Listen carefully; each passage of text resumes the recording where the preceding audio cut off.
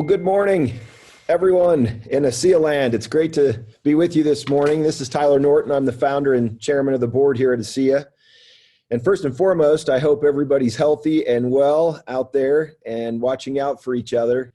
We're living through a remarkable and very interesting time, a great time for us to be taking care of each other and living the ASEA ethos.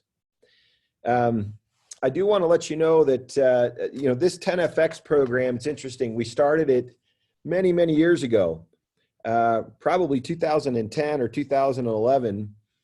And it was, we said, let's start each day with 10 minutes with a founder or an executive, hence the name 10FX.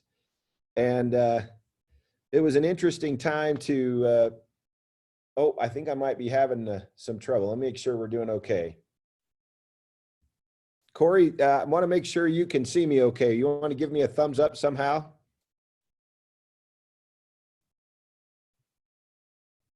I'm getting a lot of people raising hands. Oh, we can all see you. Great. Thanks, guys.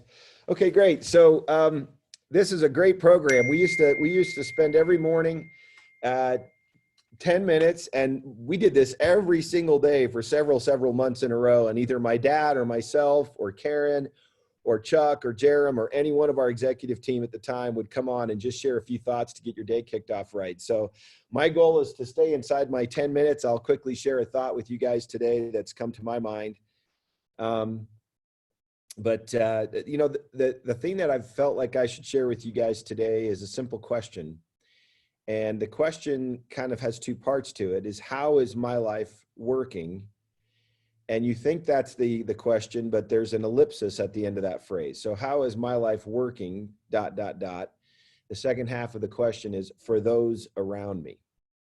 I think we live in a world that wants to say, how is my life working for me? And that's a fair question, I guess, to some measure, but I've learned in my life that how is my life working for those around me is much, much better of a question to ask. And there's a lot of reasons for that. I first read this question in a book, that was really an interesting story. This gentleman that wrote the book was working really hard. He was traveling a lot. And he drove into the driveway of his home, and his wife had placed a help wanted sign in the window. And he drove in and looked up, the driveway was beneath the house, and he looked up and saw in the window a help wanted sign. And that was her way of saying, your life is not working for me right now. And it forced this gentleman to step back and rethink, how is my life working for those around me? I think we live in a world where we can spend a lot of time asking questions like, how's my life working for me? But I think you'll be a much happier and more successful person in life in general if you pay a lot of attention to how your life is working for those around you, particularly the people that depend upon you, that you love and that love you. And in those moments, are some of them putting up a proverbial help wanted sign? That could be someone on your team in ASEA. I think sometimes we tend to define ourselves with these very myopic and kind of introspective views of ourselves. But there's some really interesting exercises you can do to say, how is my life working for those around me? Many years ago, I felt impressed to write on a piece of paper to my wife, I feel most loved by my husband when, and then I put an ellipsis and I put 1, 2, 3. And I handed it to her and I said, fill that out for me. I'd be anxious to see what you would say to that. So again, the question I wrote to my wife was, or the phrase was, I feel most loved by my husband when 1, 2, and 3. And I just handed it to her. And if you had given me 100 answers that I could have filled in, I thought for sure one of her answers will be inside these 100 answers I've given, I would have guessed I would have absolutely landed on it. And when she handed it back to me, I can't remember if it was that moment or a day later, she handed it back to me, and she hadn't really put down 3 answers. She only had put down 1. And her answer was, I feel most loved by my husband when, number 1, I'm not doing it alone. Now, you guys know I have 6 children. And at the time I wrote this, I was a senior vice president over a 100-year-old company. I traveled a great deal, not unlike today and our world today. But she handed me that piece of paper, and I sat by myself in my office, and I thought, she really feels like she's doing a lot of this alone. And it spawned a whole different way of thinking about how is my life working for those that I love and those around me. And it caused me to reflect differently. Sometimes I think we're working just fine for people around us. And certainly I was trying my best to make a living. I was trying my best to coach my kids and be around. But there was a mental level of emotional and mental engagement and ownership that I just think my wife felt very isolated about.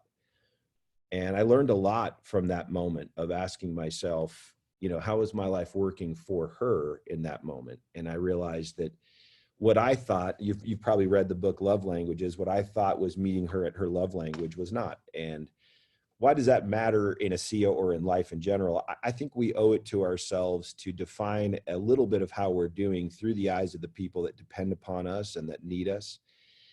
And oddly enough, when we clue into how our lives are working for those around us with greater attention to detail than how our lives are working for ourselves, what invariably happens is life gets better.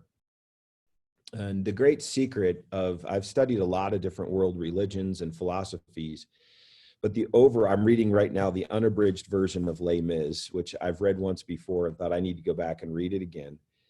All of the great literature, in my opinion, so much of the great literature. My son and I were talking, he's a Russian major at the university. He's studying Tolstoy and all the great Russian writers. But they all have one clear understanding, and that is that until our all-consuming occupation becomes others around us and compassion, then we're really not understanding what it is that we're doing here.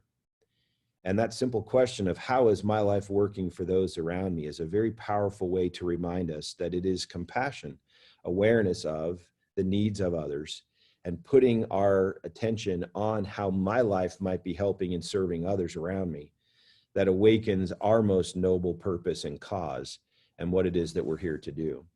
This is why I love ASEA. I love the opportunity it provides for us on a daily basis to say, what can I do to help someone else?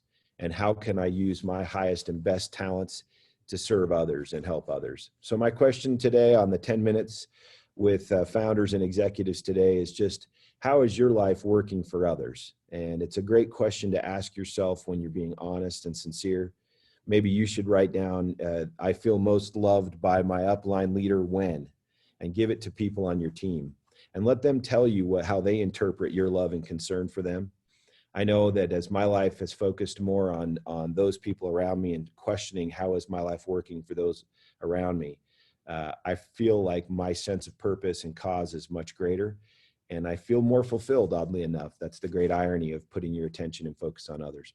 So I hope you have a great day and a very successful week. I look forward to my next opportunity to be with you guys and wish you the very best as you move forward today. Thanks.